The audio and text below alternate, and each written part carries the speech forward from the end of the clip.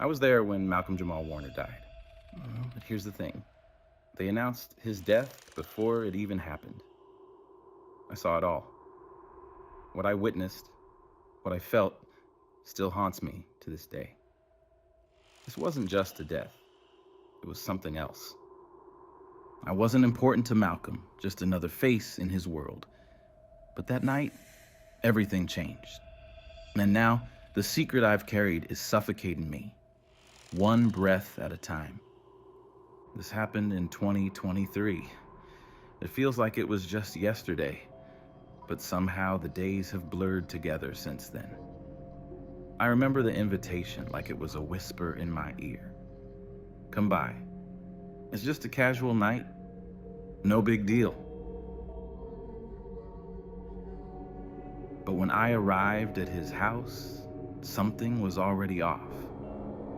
I should have known better than to ignore the signs, but I was too caught up in the excitement of being there. I mean, it's Malcolm, right? The idea of even being near someone like him, it felt like a privilege, a chance I didn't deserve, but that I was given. Little did I know, stepping through that door would change my life forever.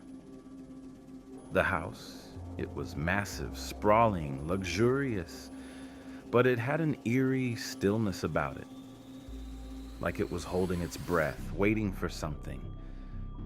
There were too many rooms, too many hallways, too many places where you could just feel the weight of what had happened before. But no one talked about it, not out loud. As I stepped inside, the air was thick, stale even. It wasn't that it smelled bad, no, but it had a heaviness to it. Like the house itself had secrets it was trying to keep buried. You know what I mean? Like there was something in the walls. And the staff, I noticed it right away. They were distant. They acted as if I wasn't really supposed to be there, but they didn't say anything. No warm greetings, no smiles. Just eyes that darted away as soon as they saw me. I remember the doorman, his face hidden behind dark glasses. I couldn't tell if it was the lighting or if he just didn't want to look at me, but his eyes.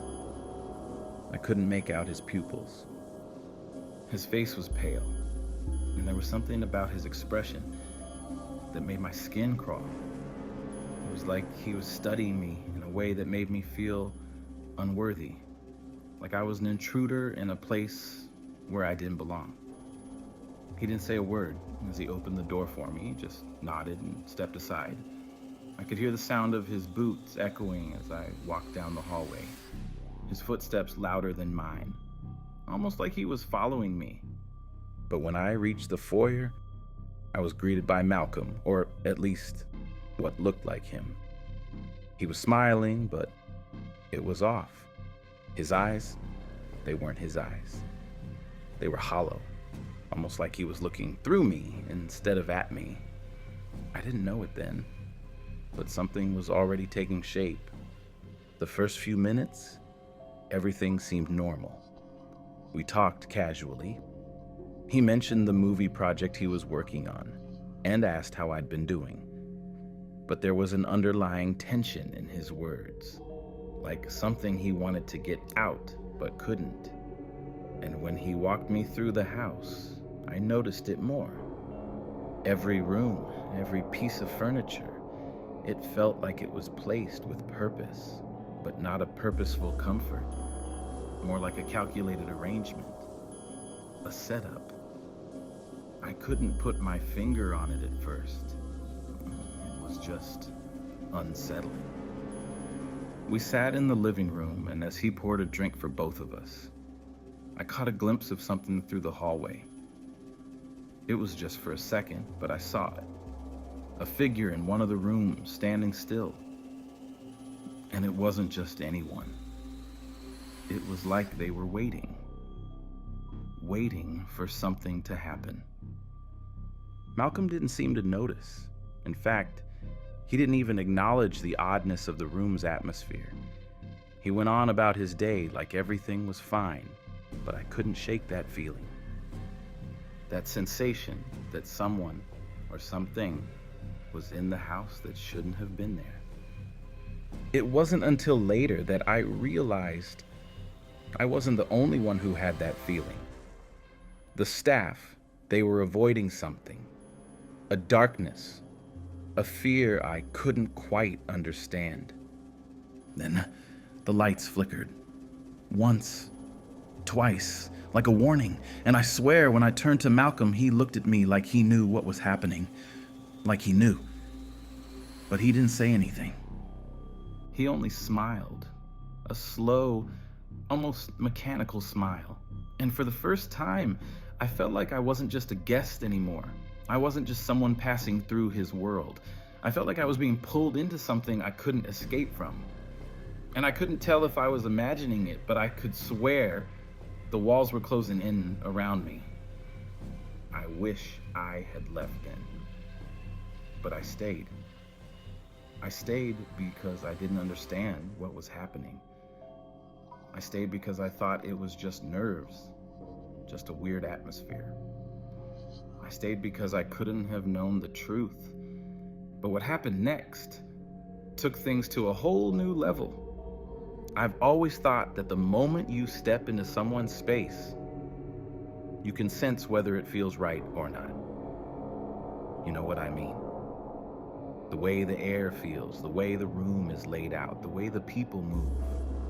Malcolm's house was grand, but in a cold, calculated way.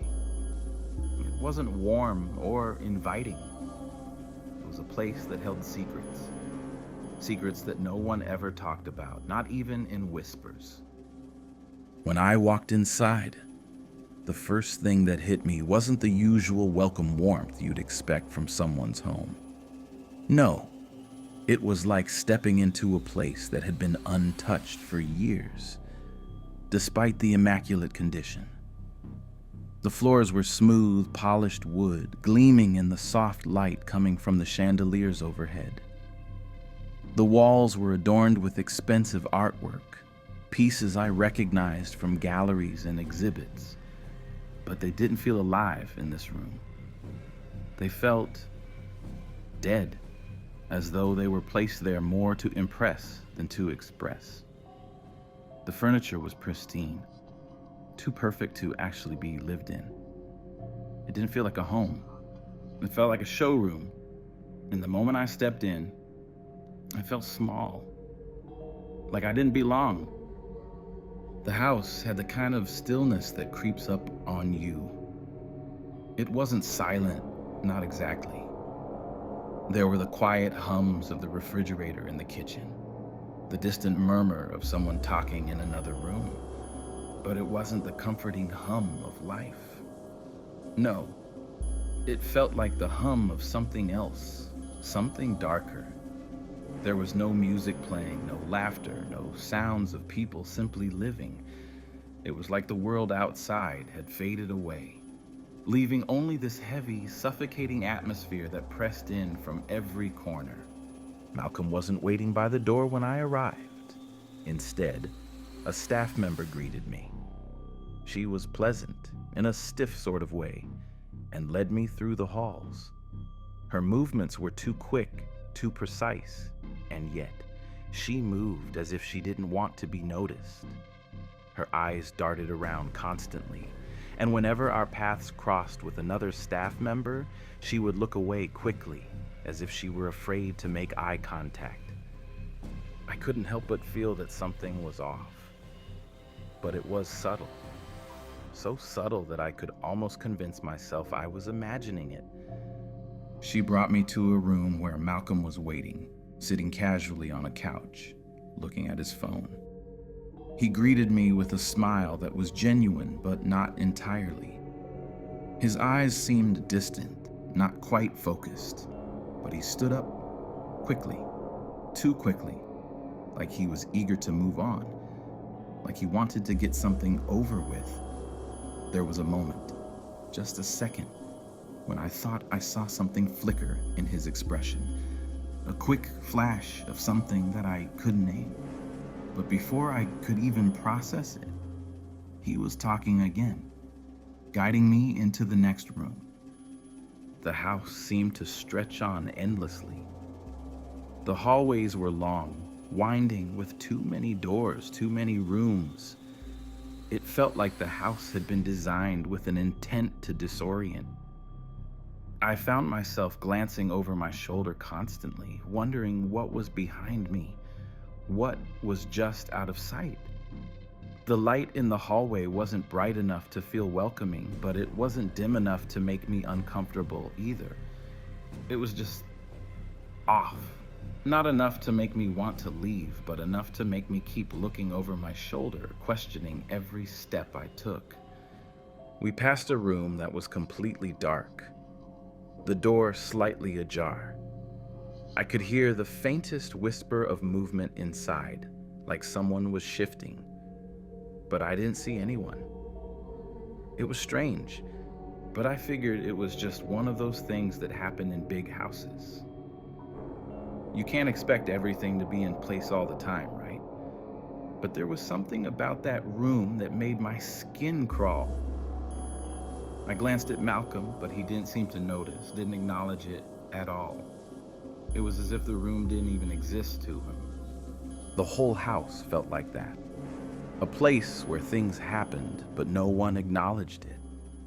It was as if everyone was walking on eggshells, avoiding making any noise, keeping their distance from anything that might disturb the eerie calm. When we finally sat down in the living room, the atmosphere shifted. Malcolm offered me a drink.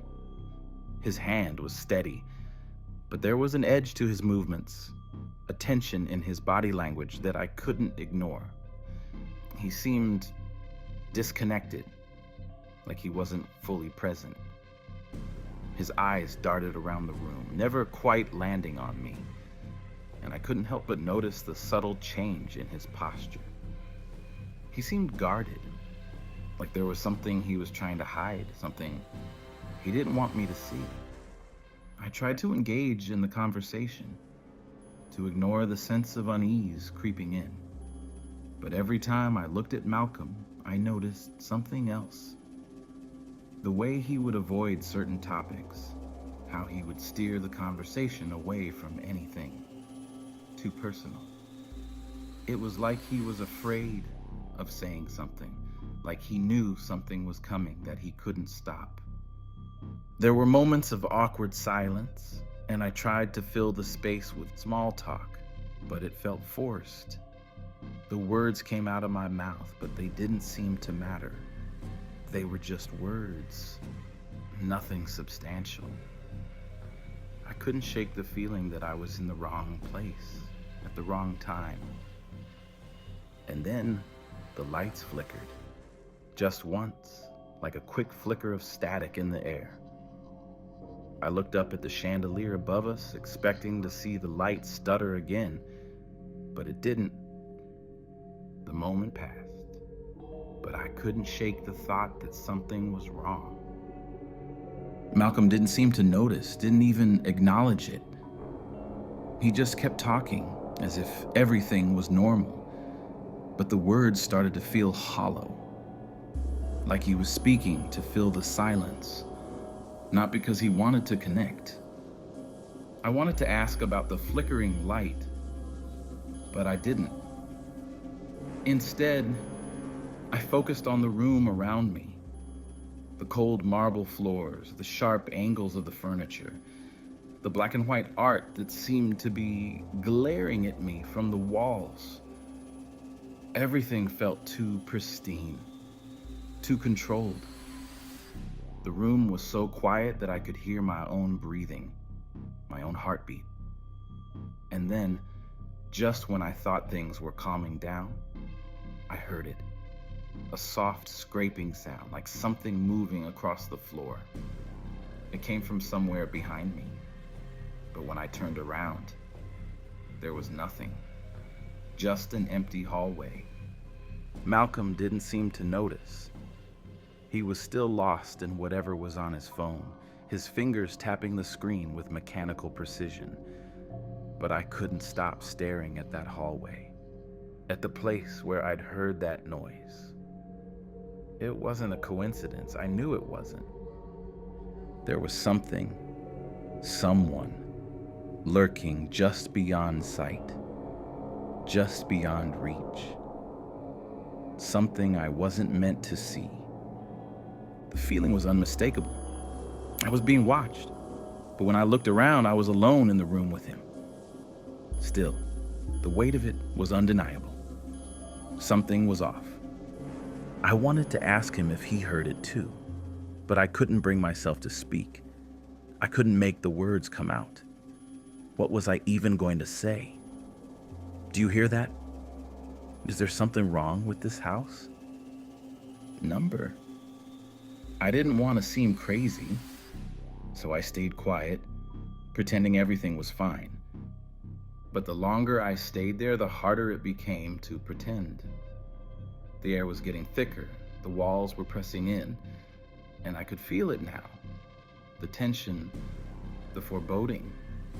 It was like something terrible was on the edge of happening, and I had no idea how to stop it.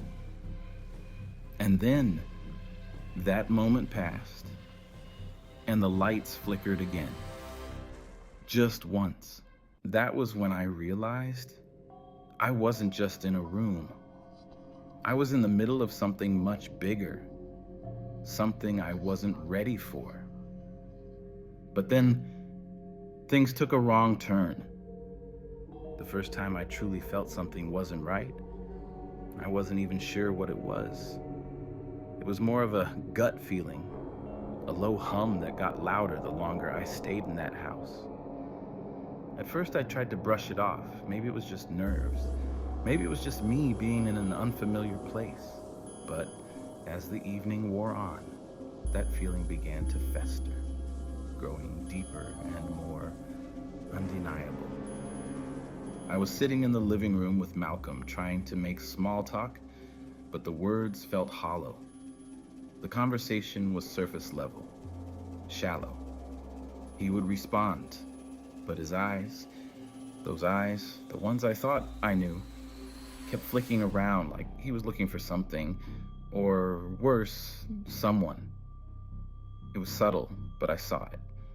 That unease in his gaze. At one point, I turned my attention to the other guests in the room. I noticed them more now, the people Malcolm had invited over. They were mostly quiet, their movements stiff. They didn't seem to be enjoying themselves.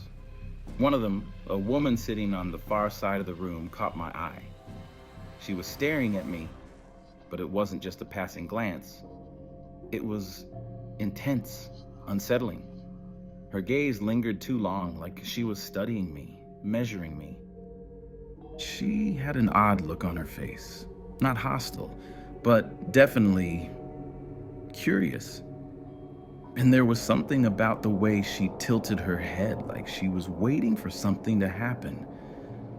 It made my stomach drop. I tried to ignore her, but I could feel her eyes on me like I was under a microscope. Every now and then, she would look at Malcolm and then back at me. It wasn't normal, the way she studied me, and I felt that familiar unease creeping up my spine. But it wasn't just her. The entire atmosphere in the room shifted. People who were once engaged in light conversation now seemed to fall into a strange, heavy silence. It was like everyone had agreed that something was happening, something important, but no one was brave enough to say it out loud. Every time someone moved, it was like they were trying to avoid breaking the silence, avoid disturbing whatever it was that was hanging in the air. I glanced at the clock. It hadn't been long since I arrived, maybe an hour at most, but already it felt like the evening had stretched on for much longer. I needed a break from the silence, from the uncomfortable tension. So when Malcolm excused himself to take a call in the other room, I decided to step outside for a moment. The fresh air might clear my head. might help me shake the growing feeling that I was being suffocated by something in this house. But the moment I stood up, I noticed something odd. There was a door. It was at the far end of the hallway, tucked away behind a large potted plant. I hadn't noticed it before, but there it was, standing out in the otherwise familiar layout of the house. It was closed, yes, but there was something about the way the door was positioned. Slightly ajar, just enough for someone to peek inside, but not enough to see anything clearly. And then I noticed the lock, a thick, heavy padlock on the door. I didn't think much of it at first. A locked room in a mansion? That wasn't exactly out of the ordinary. But as I walked past it, I felt a strange pull toward it. Like there was something behind that door I wasn't supposed to see. I knew I wasn't supposed to be looking, but I couldn't help it. I lingered just long enough to notice how the door seemed to breathe, like it was alive in its own way. I could feel the air shift around it, like it was waiting for something. I don't know how to explain it, but I felt it in my bones, deep down. I quickly turned away, trying to shake off the sensation, but it stayed with me. The door, the lock, the air around it. I needed to step outside, needed to escape this house for a moment, to breathe. But before I could move, I heard footsteps behind me. It was Malcolm looking for me. He was coming down the hall, his steps slow and deliberate, almost like he was trying to avoid being noticed. He didn't see me at first.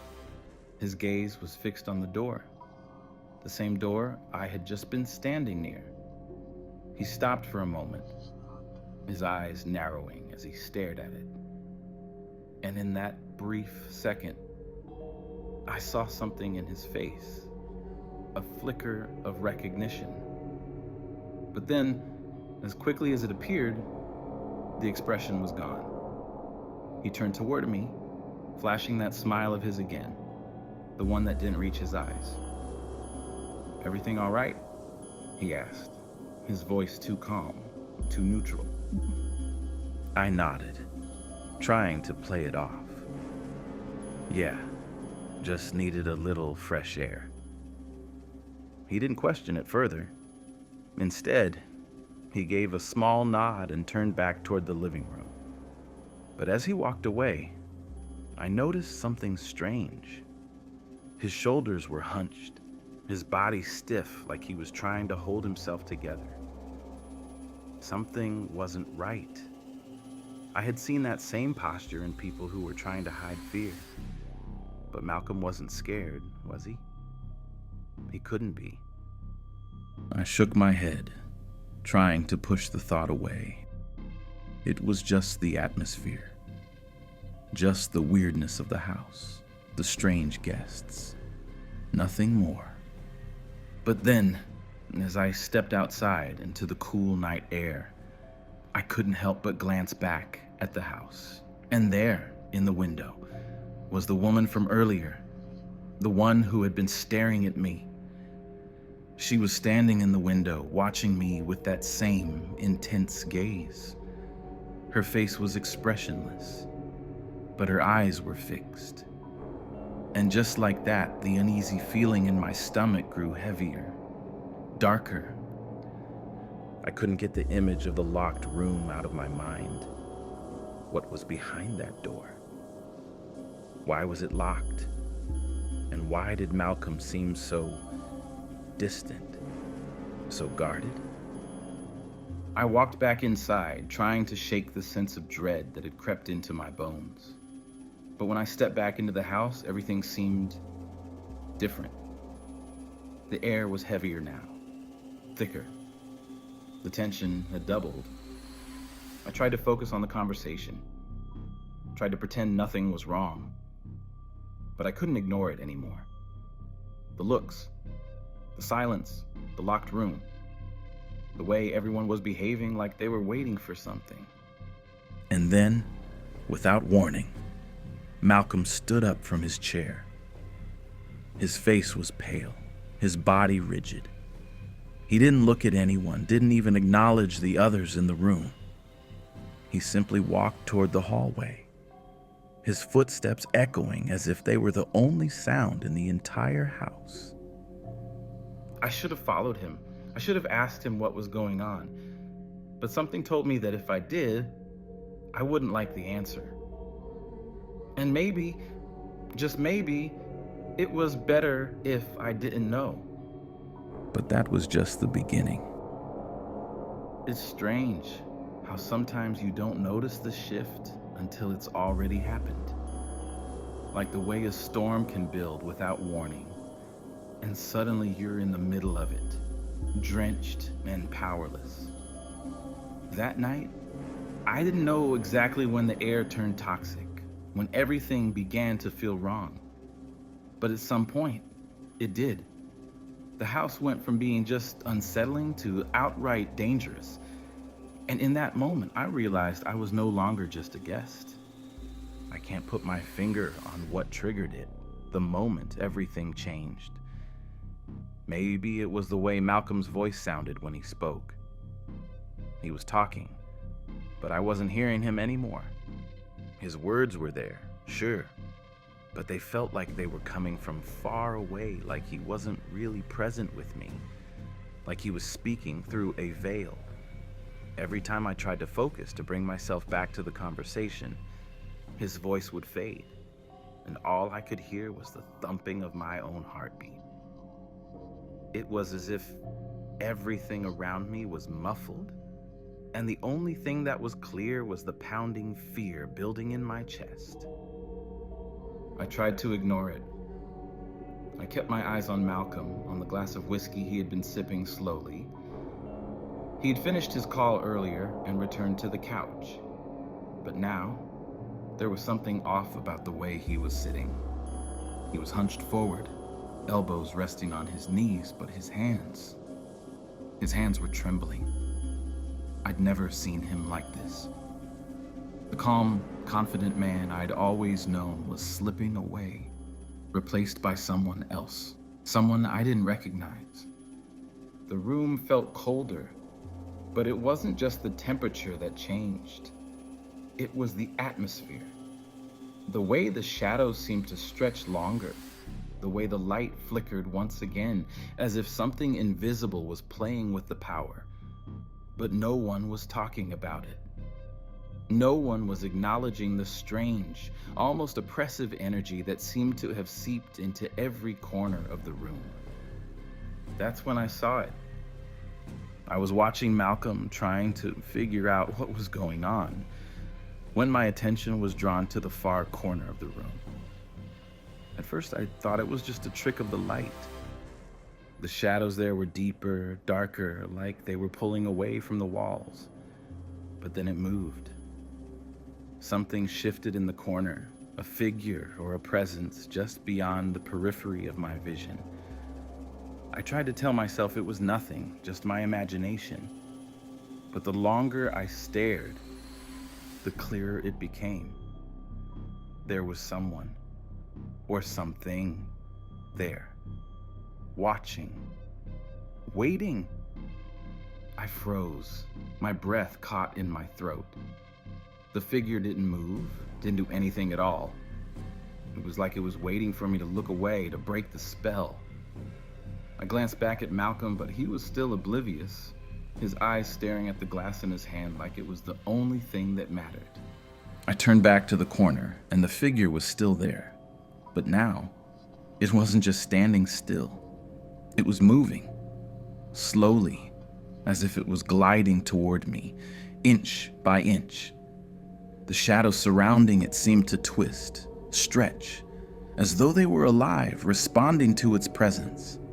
And then, just like that, it was gone, vanished. No noise, no movement, as if it had never been there in the first place. I blinked, rubbed my eyes, and looked again. Nothing. The corner of the room was empty, as it had always been, but the feeling didn't leave. That cold, gnawing feeling at the back of my mind wouldn't let go. I wasn't imagining it. Something had been there, and whatever it wasn't human. I tried to push it aside, telling myself I was just tired, that maybe I had been staring too long at the shadows. But my heart was racing, and I could feel the hairs on the back of my neck standing up. The unease was spreading through my body now, like a virus, making it impossible to stay still. Just then, there was a sound, a sharp, unmistakable sound. The click of the door behind me opening, followed by the soft, deliberate steps of someone entering the room. I spun around, expecting to see one of the staff, maybe a guest, but no, it was Malcolm. At first, I thought nothing of it. He'd just stepped into the hallway, but now he was back. But as soon as I saw him, I knew. There was something different in his eyes, something unrecognizable. He was staring at me with this strange, intense focus, like he was seeing right through me. His face was pale, his lips pressed into a thin line. He didn't look like the same person anymore. "Malcolm," I said, my voice cracking. "Are you okay?" He didn't respond right away. He just stood there, frozen, staring at me. I took a step toward him, unsure of what I was supposed to do. But then, something changed. It was subtle at first, but undeniable. His shoulders stiffened, and he exhaled sharply, like he had just realized something he couldn't escape. Without a word, he turned and walked back toward the hallway, leaving me standing there, confused, unsettled. I wanted to follow him to ask what was going on, but I couldn't move. It was like something was holding me back, something that didn't want me to see what was happening. I stood there for a long time, just staring at the empty hallway where Malcolm had disappeared. My pulse was racing, my thoughts a blur. What was happening to him? What was going on in this house? I glanced toward the locked room again. The door, the one I had noticed earlier. This time, the lock didn't seem like an afterthought. It seemed like it was keeping something in or keeping something out. And that something, whatever it was the key to everything. I wasn't supposed to know. I wasn't supposed to be here, not at this moment. But now I was certain. There was something in this house, something wrong, something that didn't belong. And whatever it was, I was now a part of it. I stepped back toward the living room, but the air seemed thicker now, almost suffocating. Every sound, every movement felt amplified, as if the house was alive and watching me. I couldn't stay here. I needed to leave. But as I turned toward the door, I heard it again. The sound of footsteps. Soft, steady, but unmistakable. I turned, and there he was again. Malcolm, standing at the top of the stairs, his face pale, his eyes wide with something I couldn't place. He didn't move. He just stood there, staring at me like he was waiting for something, waiting for me to make the first move. And in that moment, I knew. Whatever was happening in this house was far beyond anything I could comprehend. I wasn't just a witness. I wasn't just an observer. I was trapped in it. Then came the real shock. I thought I had prepared myself for what was about to happen.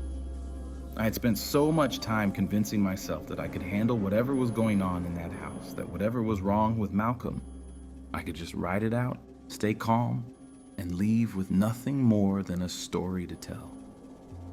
I had no idea how wrong I was. The hallway was silent now. The footsteps had stopped. but the air was still thick with something I couldn't name. I couldn't breathe. The weight of it was too much.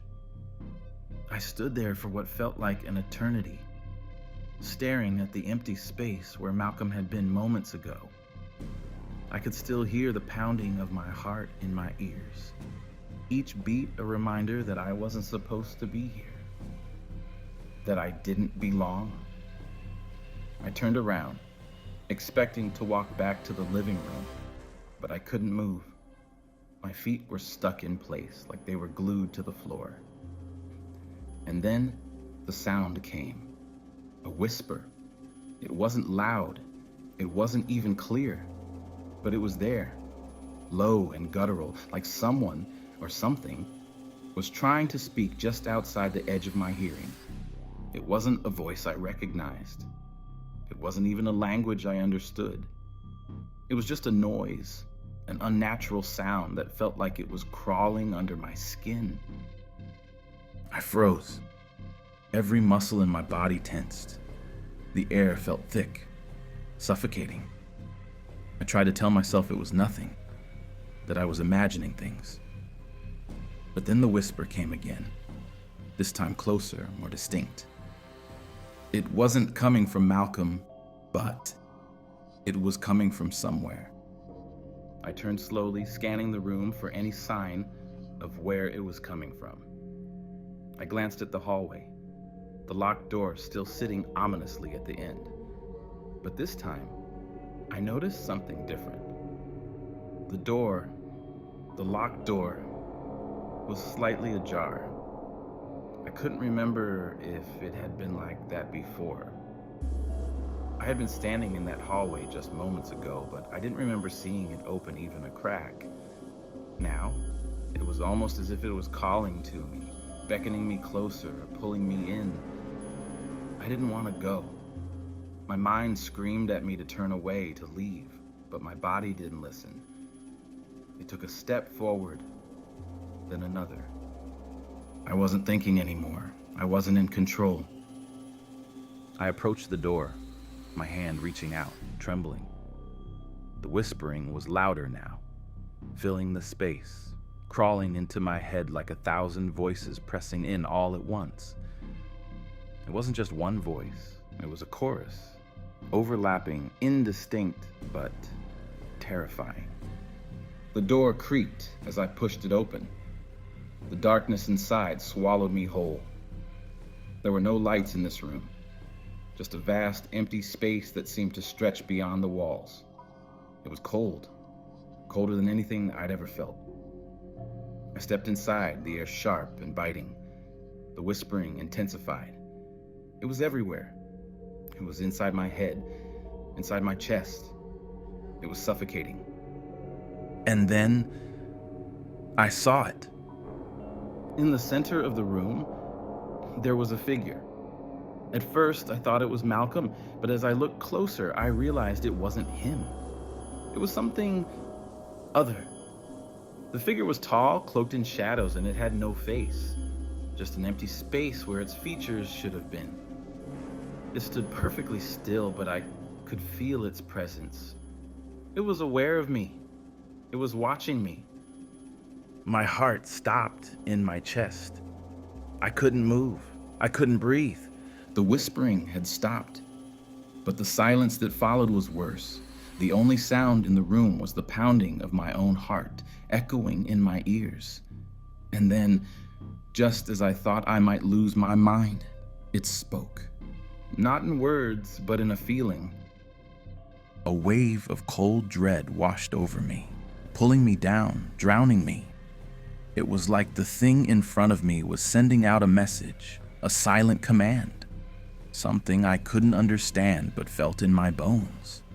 It was pulling at me, reaching into my mind, tearing at the edges of my sanity. I tried to step back. I tried to turn and run, but my legs wouldn't move. I was rooted to the spot, unable to break free. I could feel the figure getting closer, the weight of its presence pushing down on me. It was inside my mind now, filling my thoughts, flooding my senses with terror.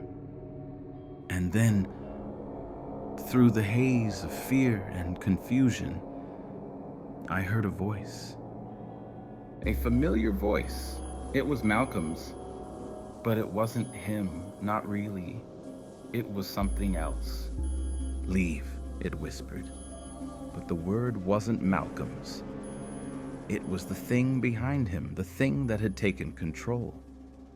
The thing that had been pulling the strings all along. And just as I was about to scream to fight back, the voice, his voice, spoke again.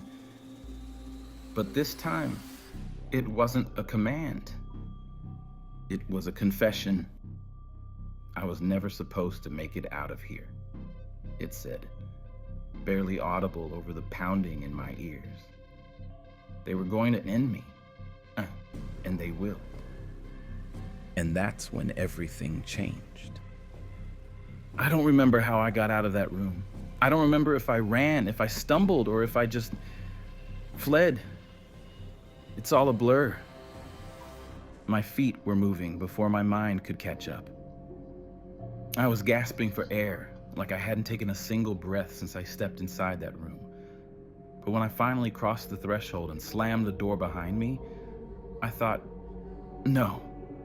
I prayed that it was over, that I could escape whatever had happened in that house. I didn't look back. I couldn't, not even for a second.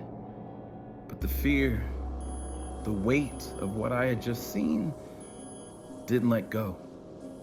It clung to me, to my skin, my lungs suffocating me. My heart was beating so fast I thought it might explode, but I didn't stop.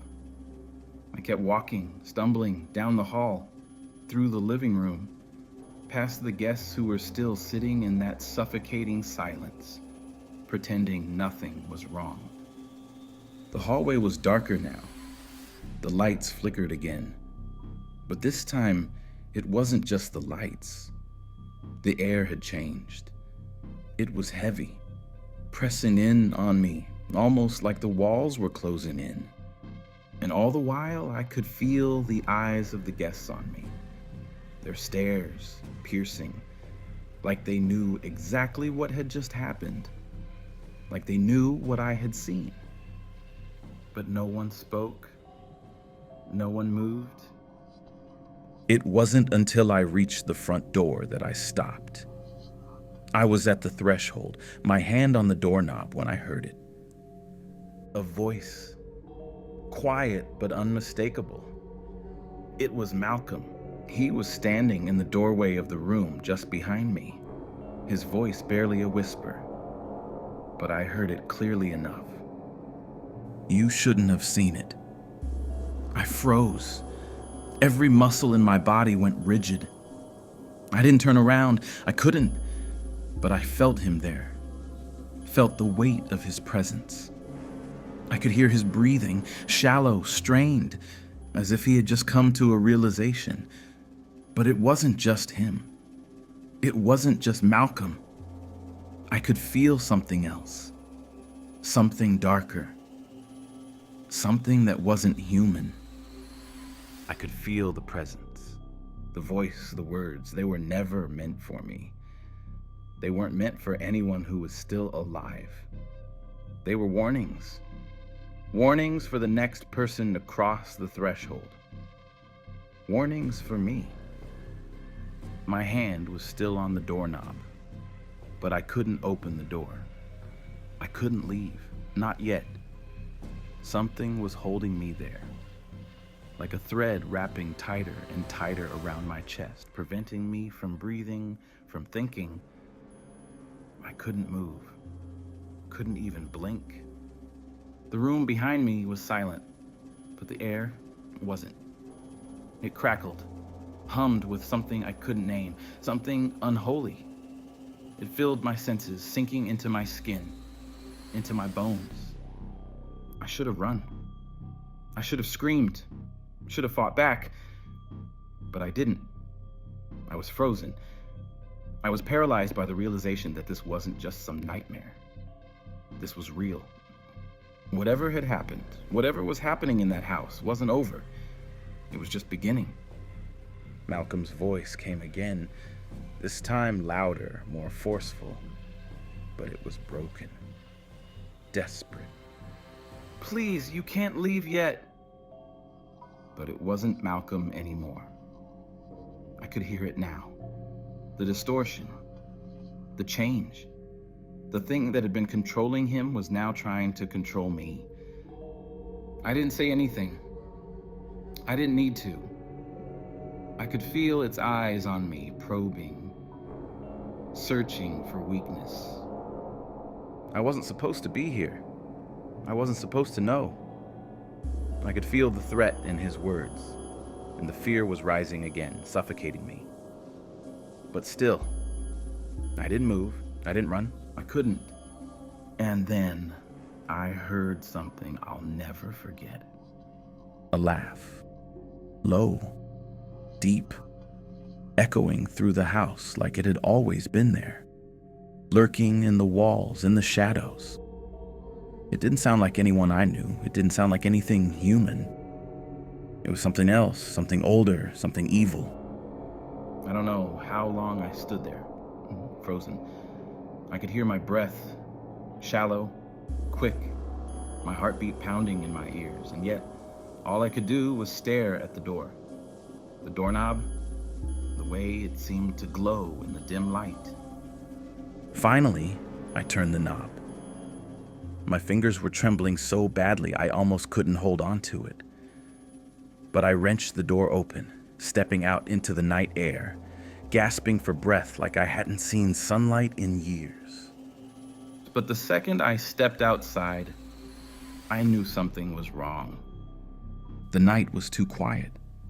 The streets, the city, everything was still, almost as if the world had stopped moving, holding its breath, waiting for something. Waiting for me.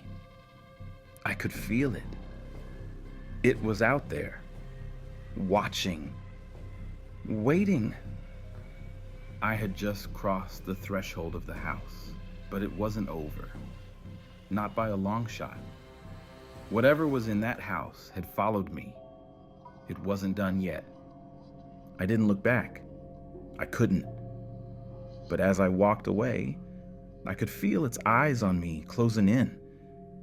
And as much as I tried to push the thought from my mind, the feeling stuck. That sickening, cold feeling of being hunted, of being trapped.